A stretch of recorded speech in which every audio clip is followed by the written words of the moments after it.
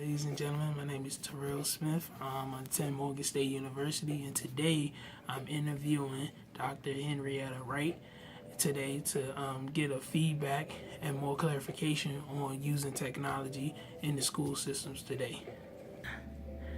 Go. Hey, right here we have Miss Henrietta Wright. Dr. Henrietta Wright here at Morgan State University. Dr. Wright, how you doing today? I'm doing wonderful. And I'm doing great. Can you tell us a little bit about yourself? I know about you, as well, but the fans would like to know about you. Well, it depends. What would you like to know? What do you teach here at Morgan State University? Let's see what I teach. I actually teach 6 classes, 2 sections of one.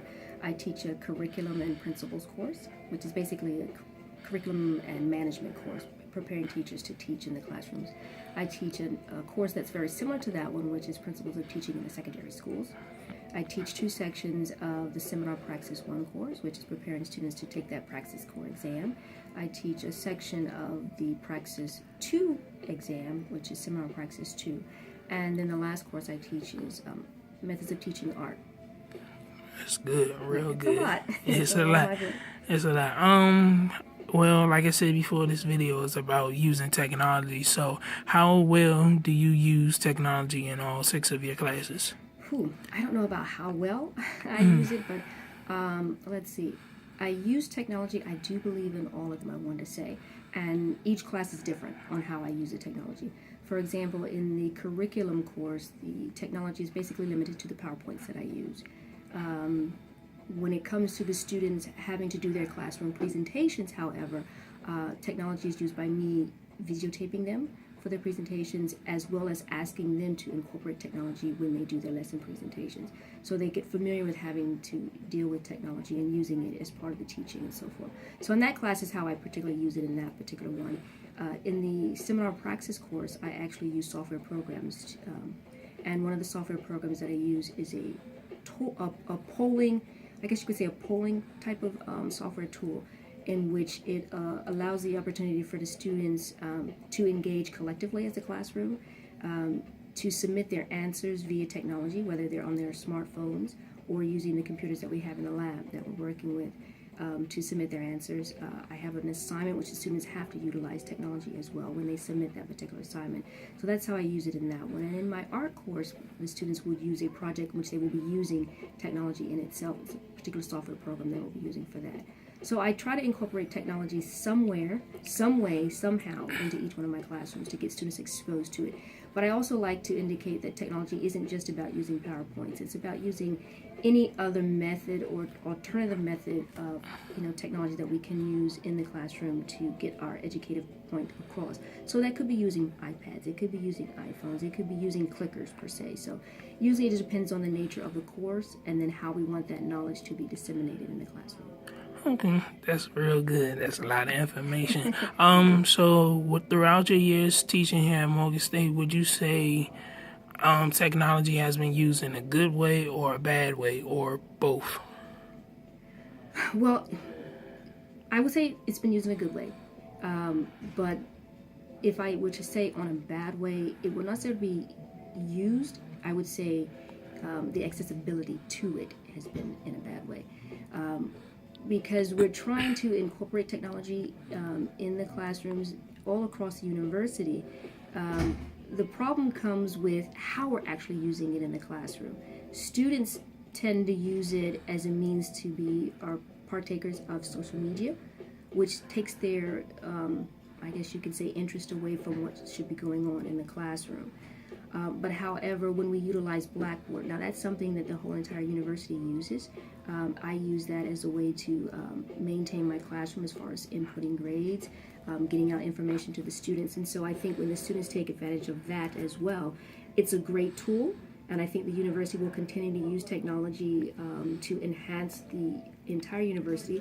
For example, when students are now able to go online to register for classes, I think that's a great thing. We now have DegreeWorks, which has allowed us as advisors to do a better job of advising our students and letting them know where they are on their graduation path to matriculation. So we have great strides in what we want to do with the technology. I would just say we have to do a better job of managing how we're actually using it in the classroom, per se, how the students are actually using it. So I think because this is we call it a clicking generation, we have to really engage them in other ways in using their smartphones and their iPads and their laptops as part of the education process, teaching and learning, as opposed to them using it for social media such as Twitter and FaceTime and all those other things like Facebook. Right, that is true. So would you say, since technology has become a major part in all classes, would you say it is better to use now or better without it? In the sense, it's better to use it now. It's better for us to learn how to use it because they indicate that the classrooms in the future are going to be more online. MOOCs, I forget the acronym altogether, but it's massive online teaching, and where now students can actually go on YouTube and find a video of the lessons that we're teaching. So in that sense, classrooms may become obsolete at the university level. And in that case, or in that instance, educators, such as myself, need to be inclined and in using this technology. We can start out as a hybrid, part of the classroom, in class, face-to-face, the other part technology. But we are, I think, at some point moving in that direction where most of the classes probably will be online. And so, in a sense, everyone's going to need to get on board. Okay, well, finally, before we come to an end, would you say that, well, an example, in your ELED 316 class, the class is for 3 hours for 1 to 250. Would you say that throughout that time, should technology be used for the entire class period, or should it be used a portion of the class period and learning from the teacher manually instead of just from the computer screen? You tell me. As a student, you have to ask yourself, as a student, would you want the entire class conducted, with all technology, or would you want it, of what we do hands-on? Me personally, I think it should not be all entirely in technology. If you've noticed sometimes when you're looking at the lessons that the students have been doing in 316, sometimes the videos that they use can be very engaging and enlightening. They get you to dance, they get you to do whatever. But sometimes it's just, just another method of information, like, I could have done that as a handout as opposed to doing that. So me personally, I enjoy the face-to-face. I enjoy the interaction with the students as they are doing, working with technology as well as face-to-face. So me, I prefer the hybrid, in a sense. I enjoy technology, but I also like to see, as an artist, I love to see the creativity. And if you can use it with technology, then that's great.